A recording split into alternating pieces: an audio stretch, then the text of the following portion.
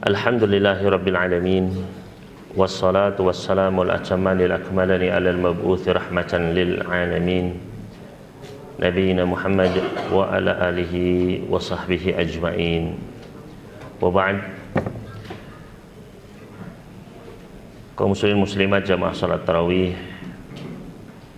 Masjid Al-Burhan rahimani wa rahimakumullah. Alhamdulillah, kita bersyukur kepada Allah Subhanahu wa taala yang mana pada malam hari ini Allah Subhanahu wa taala masih memberikan kepada kita nikmat demi nikmat yang tidak terhingga banyaknya. Di antaranya kita bisa berada di tempat yang mulia ini, di rumah di antara rumah-rumah Allah Subhanahu wa taala dalam rangka untuk beribadah kepadanya. Mudah-mudahan Allah Subhanahu wa taala menerima siam kita, qiyam kita, dan seluruh apa yang kita usahakan pada bulan Ramadan ini, dan mudah-mudahan Allah Subhanahu wa taala terus memberikan taufik kepada kita sekalian untuk bisa istiqomah mengisi bulan Ramadan ini dengan ketaatan. Allahumma amin. Bapak Ibu sekalian rahimani wa rahimakumullah, bulan Ramadan ini merupakan bulan tempatnya ampunan dari Allah Subhanahu wa taala diturunkan kepada para hambanya. Nabi sallallahu alaihi wasallam bersabda, "Man shoma ramadhana imanan wa ihtisaban, ghufira lahu ma taqaddama min dhanbi." Barang siapa yang berpuasa Ramadan karena keimanan dan mengharapkan ganjaran, maka Allah akan mengampuni dosa-dosanya yang terdahulu. Begitu pula Nabi sallallahu alaihi wasallam bersabda, "Man qama ramadhana imanan wa ihtisaban, ghufira lahu ma taqaddama min dhanbi." Barang siapa yang dia qiyam Ramadan karena keimanan dan mengharapkan ganjaran, maka akan diampuni dosa-dosanya yang terdahulu. Oleh karena itu, bulan Ramadan ini adalah kesempatan bagi kita untuk menggugurkan dosa-dosa kita. Karena sepanjang tahun kita sudah memproduksi dosa demi dosa yang sekian banyaknya. Nabi SAW menggambarkan betapa banyaknya dosa yang kita produksi dalam hadis beliau yang diriwayatkan oleh Muslim yang lainnya tentang keutamaan salat duha. Kata Nabi sallallahu alaihi wasallam, "Yusbihu ala kulli sulama ahadikum alaihi sadaqah." Setiap harinya seluruh persendian manusia wajib untuk disedekahi. Dalam riwayat Abu Dawud dan yang lainnya disebutkan setiap manusia memiliki 360 persendian. Artinya kita setiap harinya harus bersedekah minimal 360 kali sedekah. Apabila tidak, maka kita berdosa.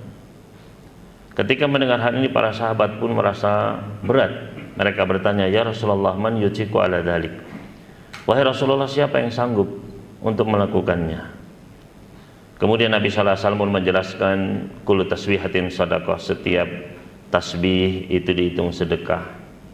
Setiap tahmid dihitung sedekah, setiap takbir, tahlil, berjalan menuju masjid sedekah, bantu orang angkatkan barangnya ke kendaraannya sedekah, bonceng orang di kendaraan kita sedekah. Beliau menyebutkan amal-amal. Kemudian beliau bersabda, "Wa yakfi min dzalika kulli," dan mencukupi semuanya. Tidak perlu dihitung-hitung sudah berapa kali sedekah, sudah berapa kali bertasbih, berzikir. Mencukupi semuanya. Dalam sehari raka'atani yarka'u minad duha, salat 2 rakaat di waktu duha. Artinya ketika kita melaksanakan salat duha, seluruh persendian tadi sudah impas, plus kita mendapatkan pahalanya. Substansi dari hadis ini, kata para ulama kita, bahwasannya orang yang dia kurang sedekahnya, kurang berzikirnya, kurang bersyukurnya, maka dia memproduksi minimal 360 dosa setiap harinya. Dan itu baru nikmat persendian yang dengannya kita bergerak.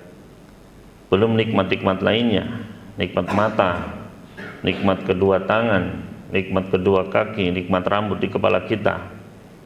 Bahkan setiap sel di dalam tubuh kita adalah nikmat Allah Subhanahu wa taala. Belum nikmat yang menempel di tubuh kita, nikmat pakaian, belum nikmat udara, matahari dan lain sebagainya.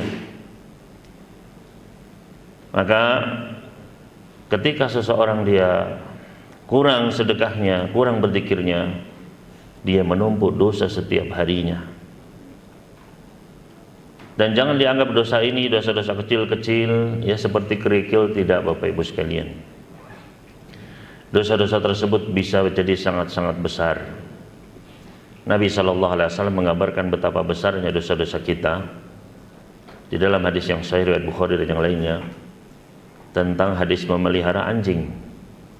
Kata Nabi SAW, "Manikcana kalban min ghairi dir'in wala harthin."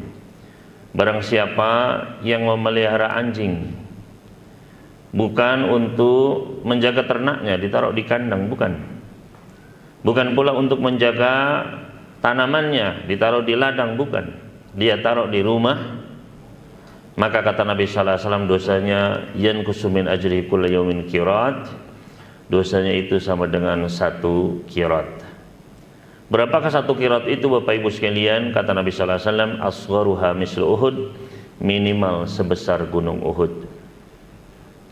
Maka ini dosa memelihara anjing saja, yang mana anjing itu ya ditaruh di rumah, ya disampoin, dikeloni di rumah, enggak ganggu orang sama sekali. Itu saja apa? Dosanya 1 qirat. Maka kita bisa bayangkan betapa besarnya dosa-dosa kita ketika kita menyakiti orang lain, membuli orang lain, menggibah orang lain, menipu orang lain, membohongi orang lain. Maka itu bergunung-gunung dosanya. Belum dosa-dosa besar seperti zina, riba, dan lain sebagainya. Maka bisa jadi dosa kita itu sangat-sangat banyak. Oleh karena Nabi sallallahu alaihi wasallam mengabarkan tentang banyaknya dosa manusia dalam banyak hadis, ya. Barang siapa yang dosanya sebanyak buih di lautan, dosanya seluas samudra. Barang siapa yang dosanya sebanyak pasir di gurun pasir, seluas padang Sahara, ya. Bahkan kata Nabi, barang siapa yang dosanya sepenuh bumi, bayangkan. Maka jangan menyangka itu bukan saya Pak Ustadz, ya. Masyaallah muslimin rahimani wa rahimakumullah. Oleh karena itu hendaknya kita manfaatkan momen Ramadan ini.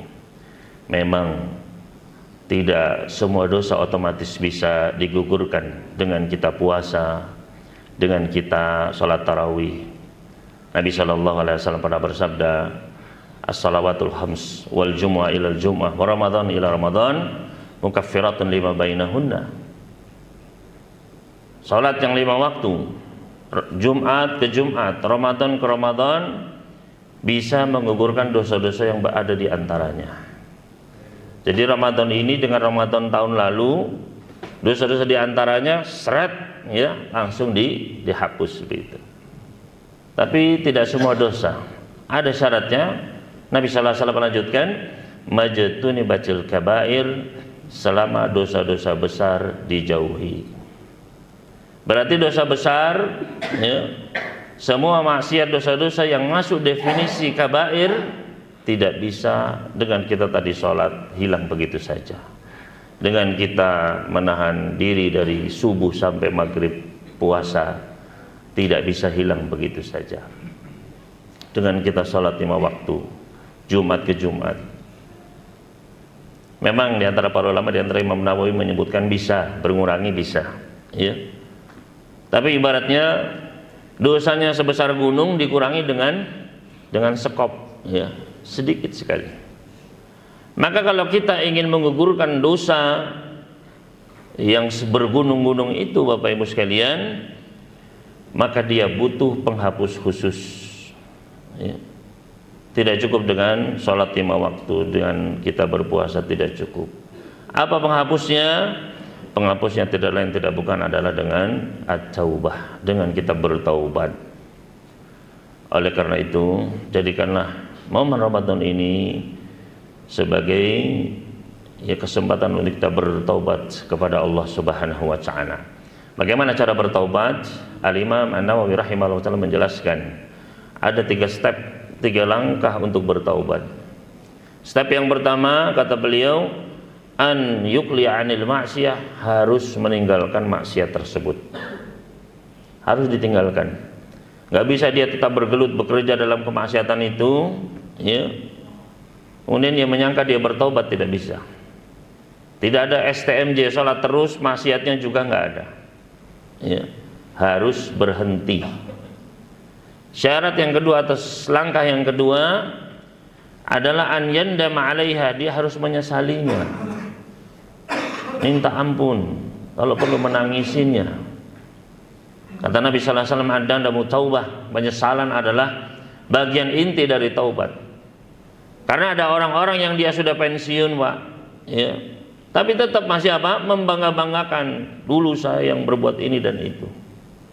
Dia harus menyesalinya. Kemudian langkah yang ketiga adalah an ya'zima alla ya'uda ilaiha abada.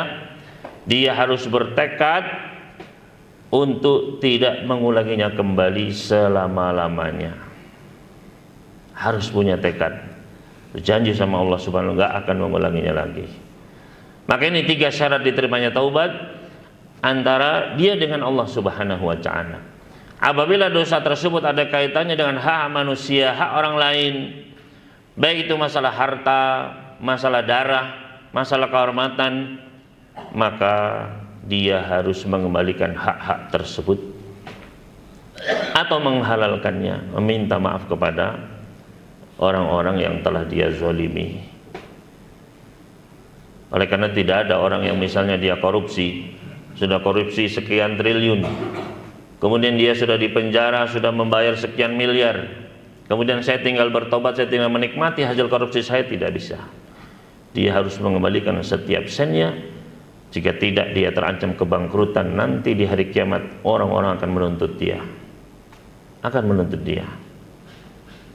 Makanya wailun lil mutaffifin, celaka orang-orang yang mengurangi timbangan. Kenapa?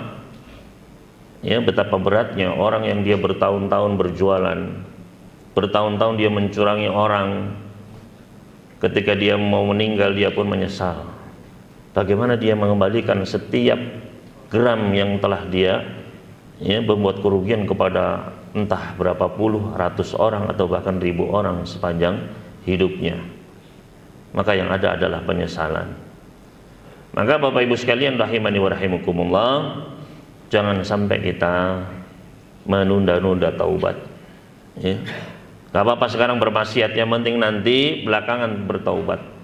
Seperti tadi yang dibaca oleh imam kita di dalam surat Yusuf, ya, bagaimana saudara-saudaranya Nabi Yusuf, nggak apa-apa kita lempar saja ke sumur. Setelah itu, setelah dia hilang, bapak kita sayang sama kita jadi orang-orang soleh. Nggak bisa, ya. Hendaknya kita menjadi seperti prinsipnya Nabi Yusuf. Penjara lebih saya cintai daripada apa yang diperintahkan oleh wanita tersebut, ya. Karena kalau kita sampai melakukannya, bisa kita bertaubat, tapi apakah ada jaminannya? Maka hendaknya kita memilih ridho Allah Subhanahu wa ta'ala. Mudah-mudahan Allah Subhanahu wa ta'ala memberikan taufik kepada kita semua sekalian untuk bisa bertaubat kepada Allah Subhanahu wa ta'ala dengan taubatan yang nasuh, taubat yang ikhlas, yang tulus, yang sungguh-sungguh. Mudah-mudahan Allah mengampuni dosa-dosa kita yang terdahulu. Mudah-mudahan Allah Subhanahu wa ta'ala membebaskan kita dari api nerakanya dengan menggugurkan seluruh dosa kita, sehingga pahala kita lebih berat daripada dosa-dosa kita. Mudah-mudahan Allah Subhanahu wa ta'ala memasukkan kita ke dalam pintu gerbang Ar-Rayyan, masuk bersama ayah ibu kita, bersama pasangan kita dan anak cucu keturunan kita. Aku qouli hada wa sallallahu ala nabiyina Muhammad wa sallama alal mursalin walhamdulillahi rabbil alamin. Wassalamualaikum warahmatullahi wabarakatuh.